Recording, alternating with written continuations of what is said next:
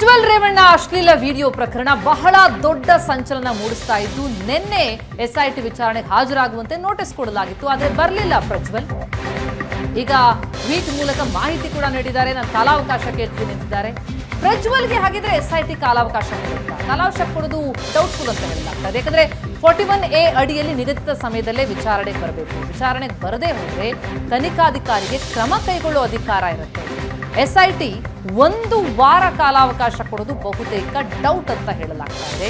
ಹೀಗಾಗಿ ಇವತ್ತು ಕಾನೂನು ಸಲಹೆಗಾರರ ಬಳಿ ಎಸ್ಐಟಿ ಚರ್ಚಿಸಲಿದೆ. ಚರ್ಚೆ ನಡೆಸಿ ಮತ್ತೊಂದು ನೋಟಿಸ್ ಕೊಡೋದಕ್ಕೆ ಎಸ್ಐಟಿ ಸಿದ್ಧತೆಯನ್ನ ಮಾಡಿದೆ. ನಿನ್ನೆ ಹಾಜರಾಗುವಂತೆ ಮೊದಲ ನೋಟಿಸ್ ಹೋಗಿತ್ತು. ಪ್ರಜ್ವಲ್ ಜರ್ಮನಿಯಲ್ಲಿದ್ದಾರೆ, ಹಾಗಾಗಿ ವಿದೇಶದಲ್ಲಿರೋದ್ರಿಂದಾಗಿ ಬರೋದಕ್ಕೆ ಆಗಲ್ಲ ಅಂತ ಹೇಳಿ 7 ದಿನಗಳ ಕಾಲಾವಕಾಶ ಕೇಳಿದ್ದಾರೆ. ಆದರೆ ಎಸ್ಐಟಿ ಈಗ ಕಾಲಾವಕಾಶ ಕೊಡುತ್ತಾ ಅನ್ನೋದೇ ಸದ್ಯದ ಕುತೂಹಲ. ಈ ಬಗ್ಗೆ ಹೆಚ್ಚಿನ ಡೀಟೇಲ್ಸ್ ಕೊಡ್ತಾರೆ ನಮ್ಮ ಪ್ರತಿನಿಧಿ ಮಂಜು ನೇರ ಸಂಪರ್ಕದಲ್ಲಿ ಜಾಯ್ನ್ ಆಗಿದ್ದಾರೆ. ಮಂಜು, ಕಾಲಾವಕಾಶವನ್ನೇನೋ ಪ್ರಜ್ವಲ್ ರೇವಣ್ಣ ಕೇಳಿದ್ದಾರೆ 7 ದಿನ, ಆದ್ರೆ ಎಸ್ಐಟಿ ಕಾಲಾವಕಾಶವನ್ನ ಕೊಡುತ್ತಾ ಅನ್ನುವಂತಹ ಡೌಟ್ ಇದೆ. ಪರಮೇಶ್ವರ್ ಅವರು ಸಹ ಹೇಳ್ತಾ ಇದ್ರೆ 41A ಪ್ರಕಾರ ಕಾಲಾವಕಾಶ ಕೊಡೋದಕ್ಕೆ ಆಗೋದಿಲ್ಲ ಅಂತ. ಹಾಗಾದ್ರೆ ಎಸ್ಐಟಿ ಯಾವ ರೀತಿಯಾದಂತಹ ನಿರ್ಧಾರವನ್ನ ತೆಗೆದುಕೊಳ್ಬಹುದು ಈ ಸಂದರ್ಭದಲ್ಲಿ? ಪ್ರಗತಿ, ಹೌದು, ಪ್ರಮುಖವಾಗಿ ಈ ಒಂದು ಅಶ್ಲೀಲ ವಿಡಿಯೋ ಪ್ರಕರಣಕ್ಕೆ ಸಂಬಂಧಪಟ್ಟಂತೆ ಎಸ್ಐಟಿ ತಂಡ ಈಗಾಗಲೇ ತನಿಖೆಯನ್ನು ಚುರುಕುಗೊಳಿಸಿರ್ತಕ್ಕಂಥದ್ದು.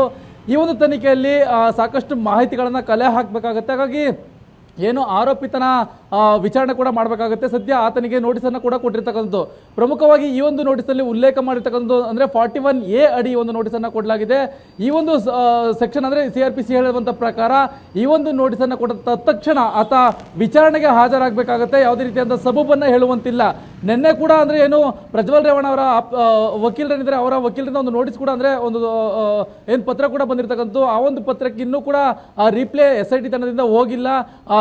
ಆ ಒಂದು ರಿಪ್ಲೈನ ಕೂಡ ಈಗಾಗಲೇ ವಕೀಲರು ಕೂಡ ಕಾಯ್ತಿದ್ದಾರೆ. ಆದರೆ ಇಲ್ಲಿ ಪ್ರಮುಖವಾಗಿ ಎಸ್ಐಟಿ ತಂಡ ಈಗ ಮತ್ತೊಂದು ನೋಟಿಸನ್ನು ಕೊಡಲಿಕ್ಕೆ ಸಿದ್ಧತೆಯನ್ನು ಕೂಡ ಮಾಡ್ಕೊಳ್ತಾ ಇರ್ತಕ್ಕಂಥದ್ದು. ಪ್ರಮುಖವಾಗಿ 3 ನೋಟಿಸನ್ನು ಕೊಡಬೇಕಾಗತ್ತೆ. ಆ ಒಂದು 3 ನೋಟಿಸನ್ನು ಕೊಡದೆ ಅಂದರೆ ಸ್ಪಂದಿಸದೇ ಹೋದರೆ ಅದಕ್ಕೆ LOCಯನ್ನು ಕೂಡ ಕೊಡಲಾಗುತ್ತೆ. ಅಂದರೆ ಈಗ ಏನು ಎಸ್ಐಟಿ ತಂಡ ಕಾನೂನು ಸಲಹೆಗಾರರ ಮೊರೆ ಹೋಗಿ ಏನು ಮಾಡಬೇಕು ಅನ್ನೋದನ್ನು ಕೂಡ ನಿರ್ಧಾರವನ್ನು ತೆಗೆದುಕೊಳ್ತಾರೆ.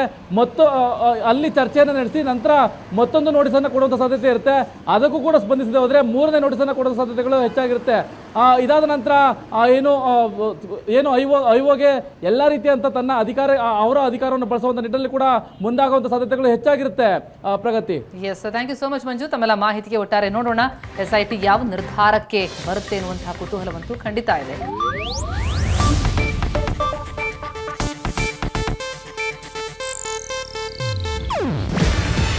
ಇದು ಏಷ್ಯಾನೆಟ್ ನ್ಯೂಸ್ ನೆಟ್ವರ್ಕ್ ಪ್ರಸ್ತುತಿ.